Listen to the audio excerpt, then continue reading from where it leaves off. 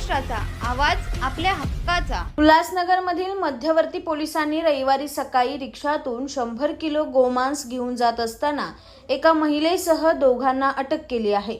मिळालेल्या माहितीनुसार रविवारी सकाळी 7:30च्या सुमारास जोरदार पाऊस सुरू असताना एक महिला मोठी बॅग घेऊन रिक्षात बसली होती।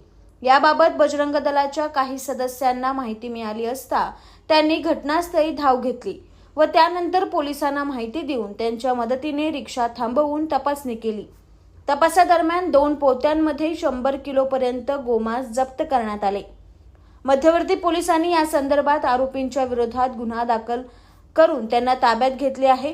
अटक करण्यात आलेले पुरुष आणि महिला हे पती पत्नी असल्याचे पोलिसांकडून सांगण्यात आले आहे। पोलिसांनी रिक्षाही ताब्यात घेऊन पुढील तपास सुरू केला आहे।